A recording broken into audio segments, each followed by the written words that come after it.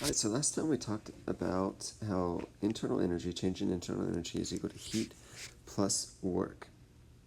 So what we need to look at is a couple of examples of what this looks like when we're focusing on a system. So looking at each of these, A says an ice cube melts and cools the surrounding beverage. The ice cube is the system. So the ice cube is melting and cooling. We're going to go ahead and say that's heat then, since work isn't being done. If the ice cube is the system, it's melting. So that means it's going from a lower energy state to a higher energy state. It's going from low heat to higher heat. So that's going to be endothermic, which means it's going to be taking in heat, so it's going to be positive. A metal cylinder being rolled up a ramp, that's going to be work, and since the cylinder is being rolled, it's getting worked on, so that's also going to be positive. Steam condensing on the skin, the steam is the system. It is going from a higher energy state to a lower energy state, so it has to give off energy. Therefore, that it's not work, it's heat, and since it's giving off energy, it's going to be exothermic, so negative. So heat versus temperature, what's the difference? Well, heat is the transfer of thermal energy, while temperature is a measure of the thermal energy. Essentially, taking something's temperature is measuring the kinetic energy of the particles. So like the video that we watched at the beginning of this unit. Heat is always going to flow from higher temperature to lower temperature. Eventually, as the higher temperature thing is transferring its energy to the lower temperature, we're going to get to thermal equilibrium, and that's where everything is the same temperature, because now all of the particles have the same kinetic energy. Temperature change, like change in internal energy, is represented with a delta T. Anytime you see delta, pretty much, it's going to involve some change. Couple terms. Heat capacity is a measure of the system's ability to absorb thermal energy without changing temperature. To be a little bit more precise in that, we have another definition, which is specific heat capacity. Specific heat capacity is the same thing, except it's more specific. Specific heat capacity is the amount of heat required to raise 1 gram of a substance 1 degree Celsius. So the units are joules per gram degree Celsius, because it's the joules required to change 1 gram 1 degree Celsius. So an example problem, we have this equation, Q equals mc delta T. Q is heat, m is mass, C is specific heat, and delta T is change in temperature. So if you find a penny in snow, you want to figure out how much heat is absorbed as it warms from the snow temperature to your body temperature. Change in temperature is always final minus initial. They give us a specific heat, so what you do, if you're looking for the heat, you would say Q is equal to, well, the mass is 3.10 grams.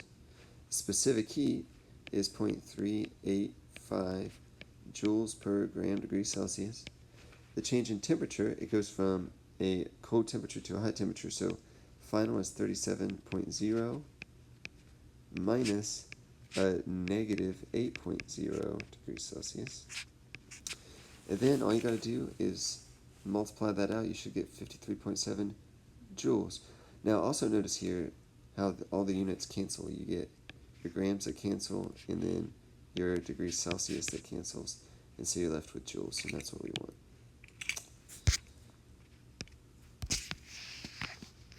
Okay, so you can do this practice on your own. I think the last one is good enough here.